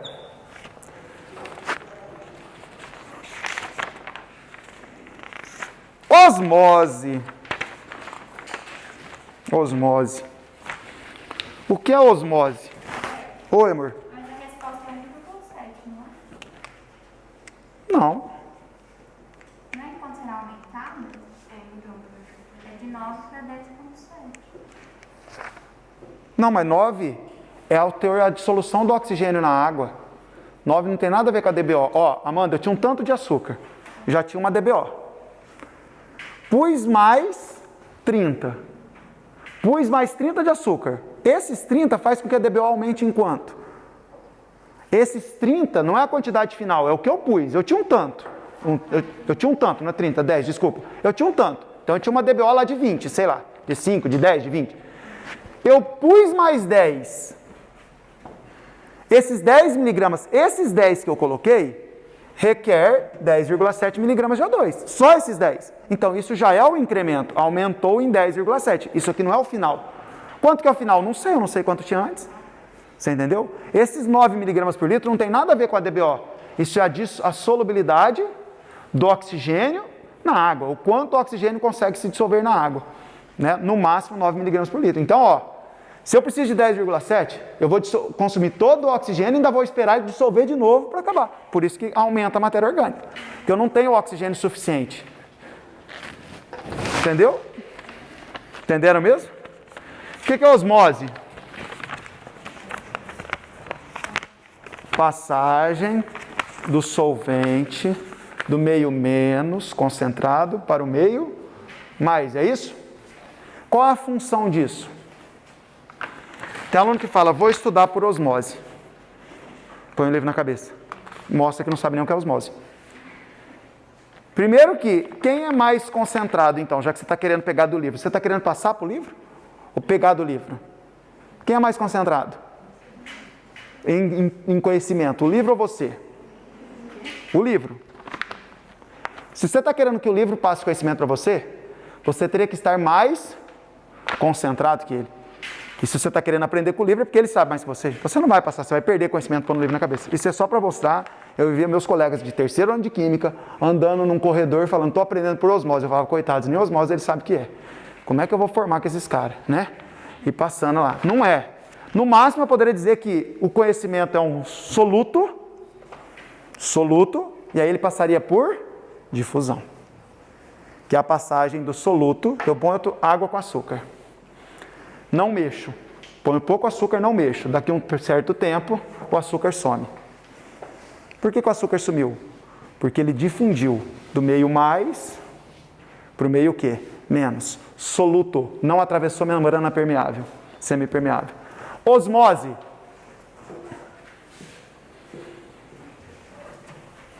Bem que o Juliano falou que em 10 minutos eu estaria apagando com a mão. 1 molar, 2 molar. Qual meio é mais concentrado? O A ou o B?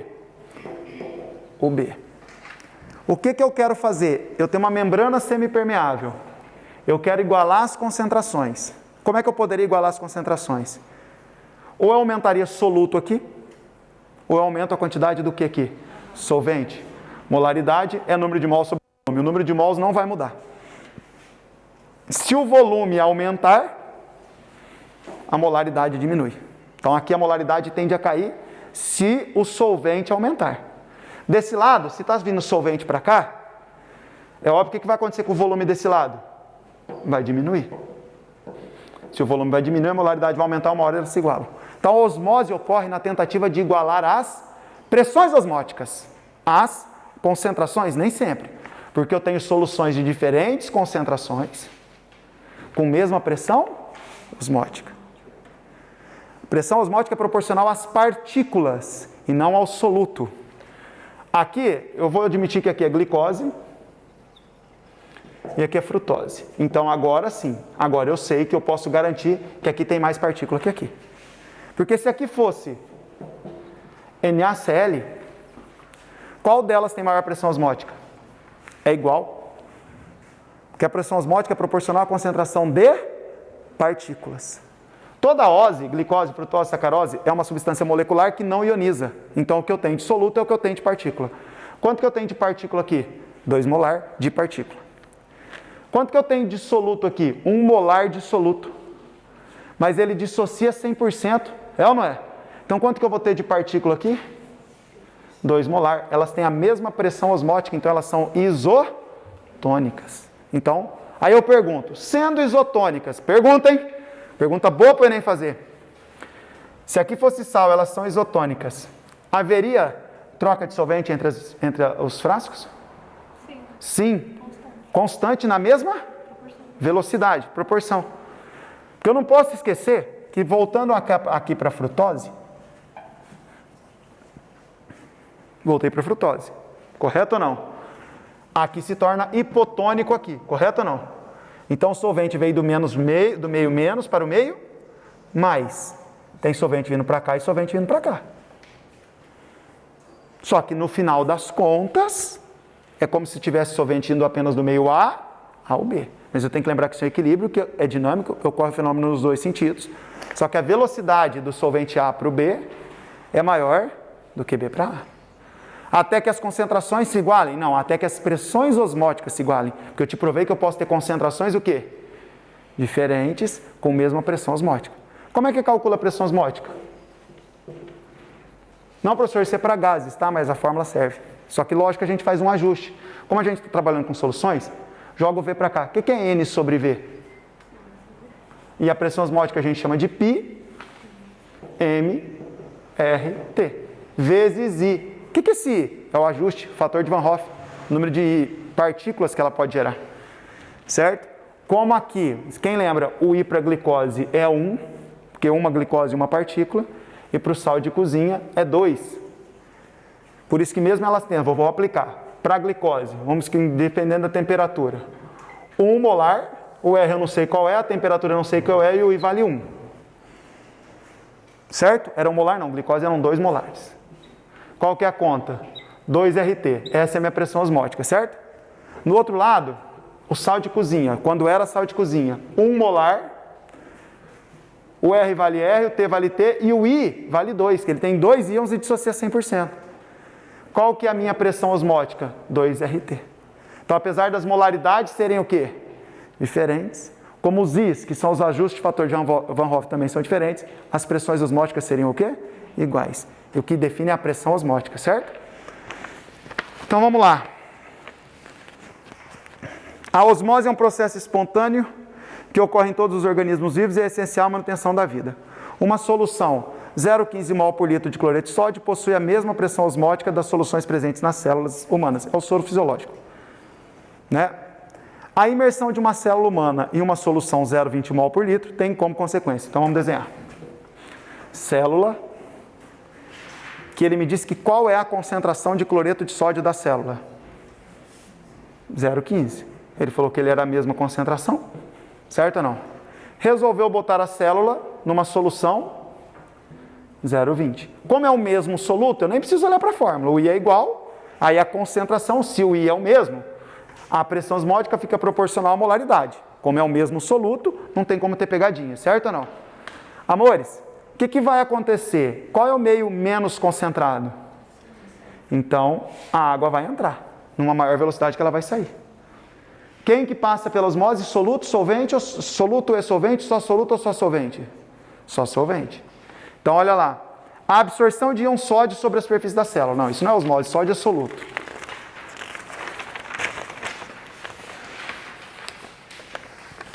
Difusão rápida de íon, faltou íons aí, de íon sódio para o interior. Não é por difusão, porque tem uma membrana semipermeável. Poderia até haver difusão se não houvesse membrana semipermeável. Diminuição da concentração das soluções presentes na célula. Realmente. Não, mentira, mentira. Na célula, a concentração vai o quê? Eu vou passar solvente para cá. Onde eu estou? Espera aí, gente. Calma, calma. Vai sair água da célula. Vai sair água da célula. Acorda, professor. Vai sair água da célula. A concentração da célula vai aumentar. E a concentração... Nossa, eu estou dormindo, né? Vocês deixam... Pelo amor de Deus. A concentração da célula vai aumentar porque está perdendo água. E a concentração da solução vai diminuir porque está ganhando água. Então, diminuição das concentrações presentes na célula. Não, vai ter que haver um aumento para que haja igualdade. Não tem como isso aqui diminuir, aumentando lá, nunca vai ficar igual. Transferência de íons, transferência de moléculas de água do interior da célula para a solução. Verdade. Certo? O que é osmose reversa? Primeiro, gente, é o seguinte, eu sei que vocês às vezes têm que ter um compromisso, eu sou meio demorado. A aula estava marcada para 1h30, quem quiser sair, não me incomoda, pode sair, tá? Se você aí do YouTube quiser me abandonar, fica à vontade. Não, moça, só o assista. Você não me abandona não, porque senão eu não posso, você é a única que não pode ir embora.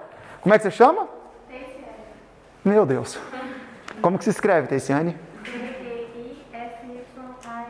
Teicianai, meu Deus.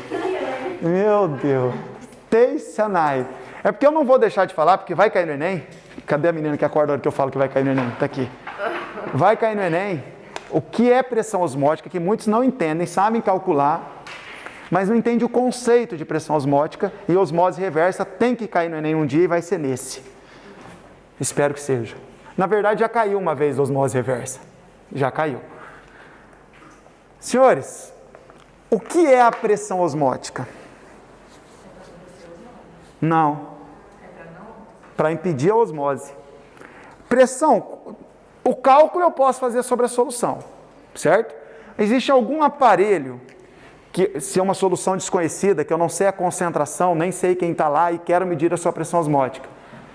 Existe algum aparelho que eu coloque aqui dentro, sem conhecimento de quem está aqui e meça a pressão osmótica? Não, não tem nenhum medidor de pressão osmótica, direto, só botar na solução.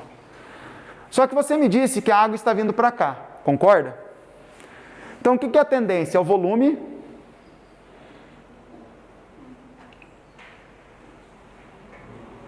Vou de novo. A água está vindo para cá. O que é a tendência do volume? Aumentar. Se eu botar uma tampa aqui e fizer uma força, uma pressão mecânica, eu posso impedir a água de entrar. Posso ou não posso? A força, a pressão mecânica, a pressão externa, vou chamar de pressão externa, exercida, que impeça a diluição, porque isso aqui vai diluir, não vai?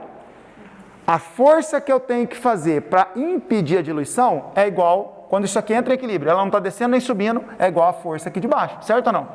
Quem que está gerando pressão aqui? A solução. Então aqui é a pressão osmótica. Chuva. Então, o que é a pressão osmótica? Como que se mede a pressão osmótica? Não se mede a pressão osmótica, se mede a pressão externa. Então, a definição é, pressão osmótica é calculada como a pressão externa. Por que você quer impedir a diluição? Não quero, meu Deus do céu. É só uma forma de medir, que deveria ser realizada para impedir a osmose. É o meio de medir. E se eu errar na mão e fizer mais força do que eu devo? Eu vou começar a fazer a solução, o solvente para o lado que não deveria ir, contrariando o fenômeno da osmose. E aí esse fenômeno é chamado de osmose reversa. É assim que se produz água doce nos dessalinizadores. Eu tenho uma membrana semipermeável. Aqui eu tenho água doce. E aqui eu tenho água salgada. E aqui eu tenho uma membrana que não vai permitir a passagem dos íons. Naturalmente, qual seria o tráfego de água? Da doce para salgada. Concorda com o tio? Só que eu não quero isso, eu quero produzir água doce. Então basta que sobre a água salgada, eu exerça uma pressão externa maior que a sua o quê?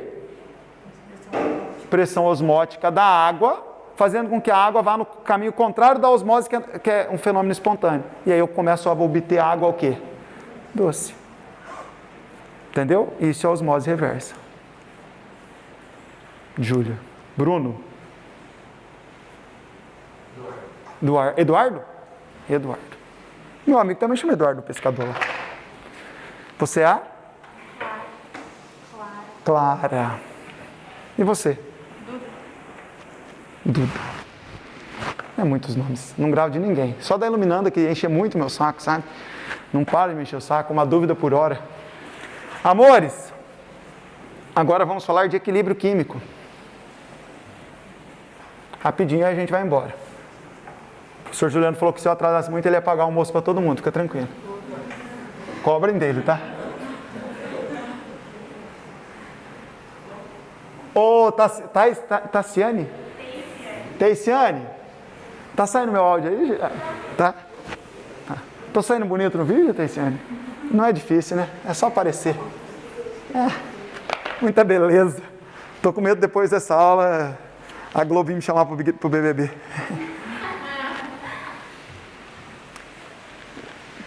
Vou ler essa porra não. Ele me deu uma reação. Hidroxiapatita. Ca3, PO4, 2, 5. Ca5. PO4, 3, OH. Esquece equilíbrio. Será que essa fórmula está certa? Como é que eu posso verificar se essa fórmula está certa?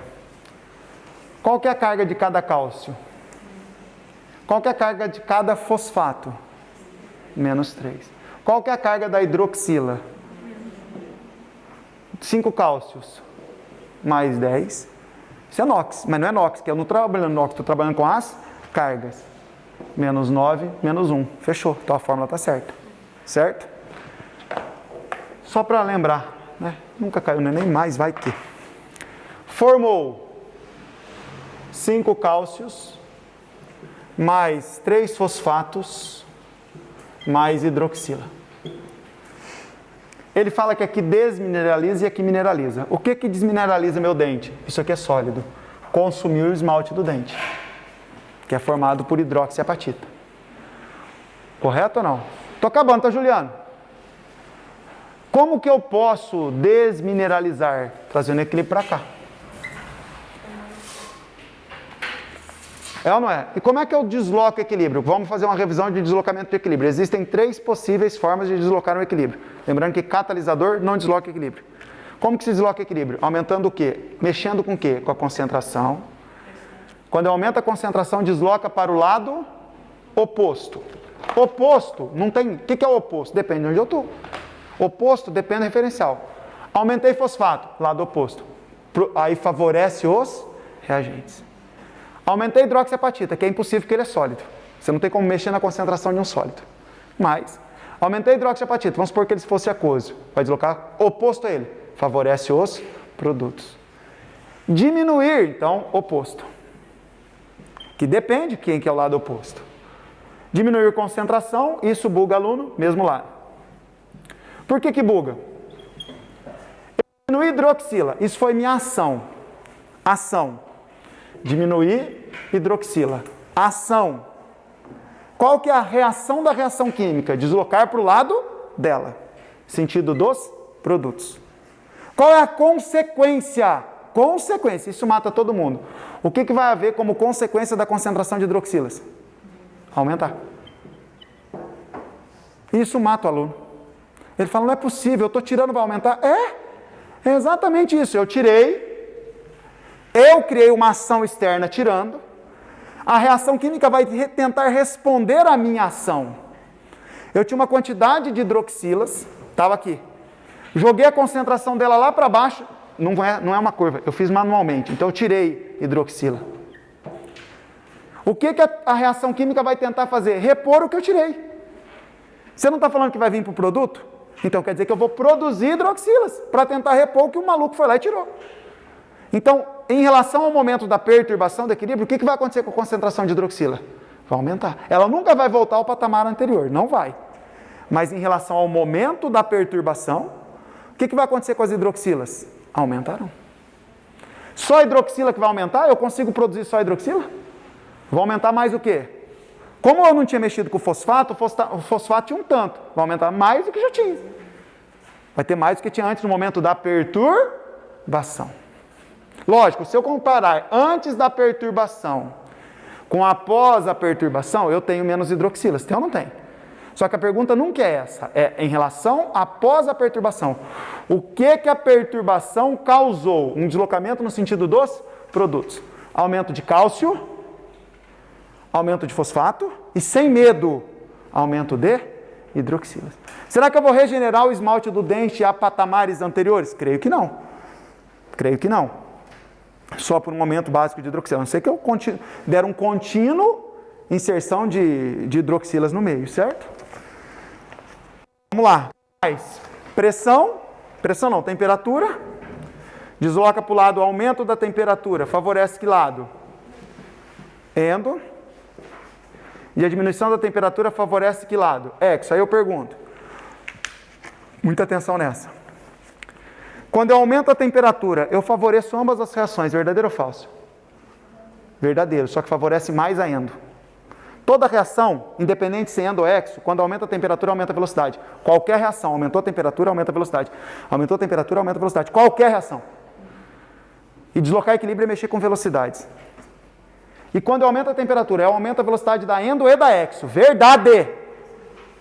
Só que eu aumento mais a da endo. Por isso que no final das contas, quem é mais favorecida? A endo. Toma cuidado aqui. Diminuiu a temperatura, a gente usa, eu usei, favorece a exo. É isso que está no livro, mas toma cuidado. Quando eu diminuo a temperatura, que reação é favorecida? Nenhuma. O que eu estou fazendo com a velocidade de ambas? Diminuindo. Só que qual é menos prejudicada? A exo. A exo é menos prejudicada pela queda da temperatura, que ela está cagando, ela produz calor. Certo ou não? Tem gente que não entende essa relação. Aí eu tenho que ir para as analogias. Você gosta de bombom, Júlia? Eu gosto. E quem você acha que gosta mais, eu ou você? Eu. Nem a pau. Júlia, eu gosto muito mais de bombom que você. Então eu sou... Botar o bombom aqui, você vai ficar feliz? Vou. E eu? Se eu pegar mais rápido. Não vem não, Júlia. Você vai ficar feliz? Eu vou. E eu? Mais ainda. Mais feliz. Eu sou o endo. Eu amo bombom. Presença de calor, eu sou o endo. Fiquei feliz pra caralho, ela também, mas eu fiquei mais. Favoreceu o Gerbas. Tiraram o bombom. Você fica puta, Júlia? Fico. E eu mais ainda. Qual dos dois foi mais desfavorecido? O Gerbas. Então, comparativamente, quem foi menos desfavorecida e comparativamente, relativamente favorecida, teoricamente? A Júlia. Você favoreceu a Exo? O termo correto que a gente deveria usar é desfavoreceu a Endo mais que a Exo. A Exo, ela é meio neutra. Nem gosta muito, nem gosta pouco. Entendeu? Entendeu mesmo? Tá, mas na hora de fazer questão a gente não pensa nisso. Se a gente pensar nisso, a gente fica louco. Aumentou a temperatura endo, diminuiu o Exo. Isso seria para justificar uma questão mais aprofundada. Aumentou a temperatura, endo, diminuiu o Exo. E pressão. Quando aumenta a pressão, a informação correta é desloca para o lado do menor volume molar. Essa é a informação correta. E o que é menor volume molar? Menor somatória dos coeficientes gasosos. E quando você aumenta, diminui a pressão, você desloca para o maior volume molar, ou seja, o maior número de coeficientes gasosos. Certo, amores? Então, numa reação assim, N2H2 amônia, se eu aumentar a pressão, vai deslocar para que lado? Enquanto você não balancear, você não vai saber. Aqui eu tenho 3 e aqui eu tenho 2. Aqui eu tenho 4 mols gasosos, 4 volumes molares. É assim que se deve chamar. Você não sabe se você tem 4 mol. 4 mol é a receita. Você pode ter 10, 12, 20, 40. Você não sabe quanto tem. Só que você tem 4 volumes molares. E aqui você tem 2. Aumentei a pressão, produto. Diminui a pressão, reagente. Se o número de mols gasosos dos dois lados for igual, a pressão não perturba aquele equilíbrio. Certo? Tipo assim. Esse certo não foi certo. A maioria não entendeu nada que eu falei. E ninguém pergunta. Ia, que feio. Tudo gás. Quantos volumes molares eu tenho desse lado? 2. E aqui? Qual lado a pressão vai deslocar quando aumentar? Então a pressão perturba esse equilíbrio? Não. Por quê? Um dia eu te conto. Espero não precisar te contar. Espero não precisar te contar, porque é o que eu conto na aula de equilíbrio. Existe uma explicação. Óbvio, não é só decorar. Porque o meu aluno sabe que decorar não funciona comigo. A não ser o que tem que decorar. Tipo tabela de Cátio, não decora. Vou fazer só rapidinho. A 10 eu vou deixar para a próxima aula, que a explicação é longa. Já é quase meio-dia. E é questão de hidrólise salina. E depois de cálculo estequiométrico, é o conteúdo que mais caiu no Enem. E eu também. Não estou com fome não, mentira. Mas eu estou com sede, eu trouxe pouca água. Considerando que uma pessoa consuma refrigerante que é ácido, desentupia, um monte de coisa de desentupia, ele desentope mais pelo gás carbônico que por ser ácido. Mas faz mal pra caralho, não tome, eu tomo. Pode ocorrer um processo de desmineralização dentária. O refrigerante é ácido, amores, ácido. O que o ácido faz aqui? Tem H+ aqui? Não. Mas tem alguém que o H+ possa reagir? Botei H+, tira o H-.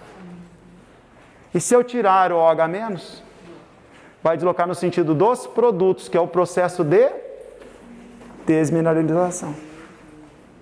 Certo ou não? Então, onde fala isso? O OH- que reage com os íons cálcio, falso. O H+ que reage com as hidroxilas, deslocando o equilíbrio para a direita. Muito bem, por me aguentarem, por mais do que eu combinado, vou tentar ser mais sucinto na próxima. Beijinhos. Tchau, pessoal. Pessoal, ó, lembrando, hein? Quem tiver dúvida, ano que vem, colégio de maestria, mergulhando na química, tem meu telefone, tem as informações lá. Beijão.